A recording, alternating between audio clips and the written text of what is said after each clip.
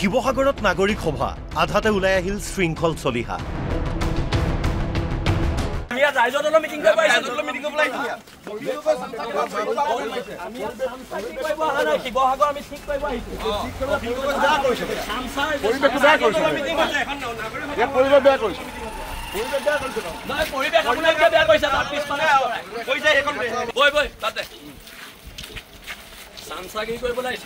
ৰাইজৰ দলৰ মানুহ গাল এগালমান বহাই দিব আকৌ মাতি পাতিবই নালাগে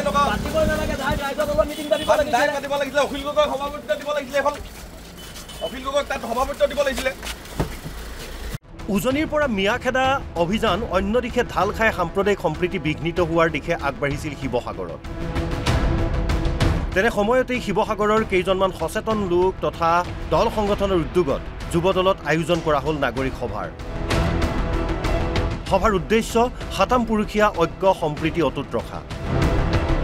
কিন্তু শৃংখল চলিহাৰ অভিযোগ সভাত ৰাইজৰ দলৰ মানুহ বেছি আছিল। নাগৰিক সভা নিৰপেক্ষ হ'ব লাগে, আমি ৰাইজৰ দলৰ মিটিং কৰিব আহিছোঁ নেকি? নাগৰিক সভা সদায় নিৰপেক্ষ হ'ব লাগে। আমি বক্তৃতা দি আছোঁ, আমি কি ক'ব লাগে ক'ম। তাৰপিছত যদি আমাৰ বক্তৃতাৰ পিছত নাগৰিক সভাই কয় যে এনেকুৱা মন্তব্য নহ'ব, এতিয়া চাওক ইয়াত নিৰ্দিষ্ট এটা ৰাজনৈতিক দলৰ মানুহ ইয়াত সৰহকৈ আছে, ইয়াত এটা ৰাজনৈতিক দলৰ মানুহ বেছিকৈ আছে। আৰু এখন এটা ৰাজনৈতিক মই সেইকাৰণে সভাৰ পৰা ওলাই আহিছোঁ, কাৰণ এটা ৰাজনৈতিক দলৰ পৃষ্ঠপোষকতাত এখন সভা হৈছে, শিৱসাগৰত প্ৰকৃত নাগৰিক সভা হোৱা নাই। কিন্তু এই নাগৰিক সভাৰ উদ্যোক্তাসকলে বিভিন্ন ৰাজনৈতিক দলক আমন্ত্ৰণ জনাইছিল। আহিছিল জাতীয় দল সংগঠনৰ নেতা প্ৰতিনিধি, উপস্থিত আছিল শতাধিক সচেতন লোক।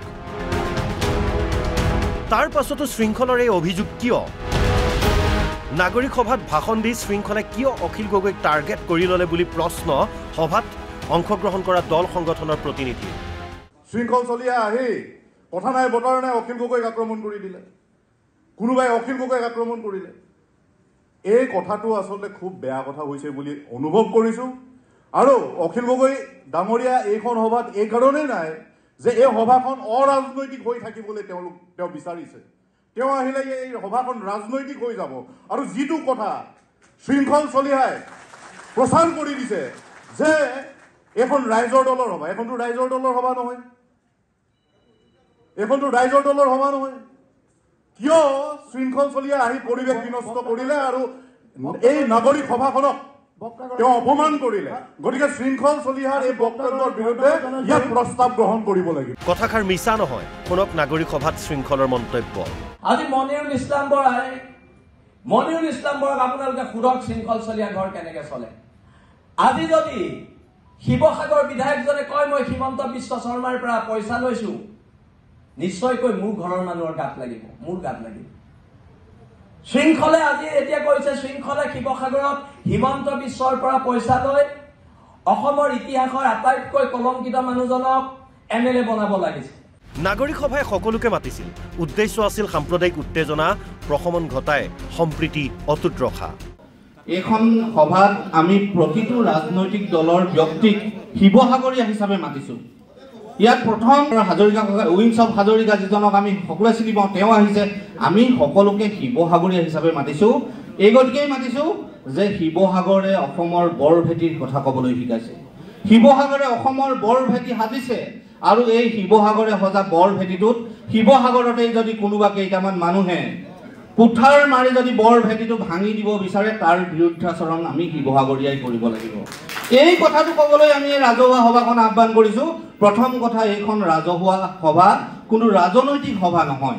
সভাৰ অন্তত নাগৰিক সভাই গ্ৰহণ কৰে কেইবাটাও প্ৰস্তাৱ। 6 জনগোষ্ঠীৰ জনজাতিকৰণ, ইনাৰ লাইন পাৰ্মিটৰ ব্যৱস্থাৰ দাবী, অসম চুক্তিৰ 6 নম্বৰ দফাৰ ৰূপায়ণৰ দাবী, পূৰ্ববংগীয় হিন্দু মুছলমানক শিৱসাগৰত খিলঞ্জীয়াই ভাড়াঘৰ নিদিয়াৰ আহ্বান।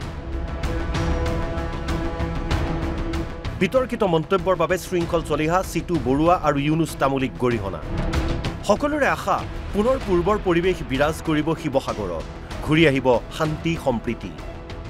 আজি এই নাগৰিক সভাখনৰ পৰা আমি এটা স্পষ্ট বাৰ্তা দিব বিচাৰিছোঁ যে শিৱসাগৰে সদায় শান্তি, ঐক্য, সম্প্ৰীতি আৰু গণতান্ত্ৰিকবাদক বিশ্বাস কৰে। সেই কথা বতৰাকে বিশদভাৱে আলোচনা কৰিব। শিৱসাগৰবাসী ৰাইজে অসমলৈ এটা বাৰ্তা প্ৰেৰণ কৰিব বিচাৰিছে, সেই গতিকে আজি সংঘবদ্ধ হৈছে। ইয়াত সকলো জাতি ধৰ্ম বৰ্ণ নিৰ্বিশেষে এটা কথাই কৈছে যে সম্প্ৰীতিৰ কথা থাকিব, সদায় থাকিব সম্প্ৰীতিৰ কথা, দেশ আৰু জাতিৰ কথা থাকিব। দেশ আৰু জাতিৰ মংগলৰ কাৰণে শিৱসাগৰীয়াবাসীয়ে জীৱনৰ সৰ্বোচ্চ ত্যাগ কৰিছিলে, সকলো সময়তে সৰ্বোচ্চ ত্যাগ কৰিব। দেশ জাতিৰ কাৰণে যিকোনো ব্যৱস্থা শিৱসাগৰবাসীয়ে গ্ৰহণ কৰিব। সম্প্ৰীতিৰ বতৰাৰ আশা কঢ়িয়াই অনা সভাৰ শেষত সকলোৱে গালে জাতীয় সংগীত। অসমৰ সুৱদিমান পৃথিৱীৰ ক'তো বিচাৰি জনমটো নোপোৱা কৰিলেও পাৰ।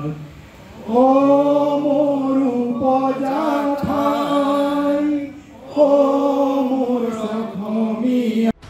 শিৱসাগৰৰ পৰা ইৰছাদ উল্লাৰ ৰিপৰ্ট, NB নিউজ।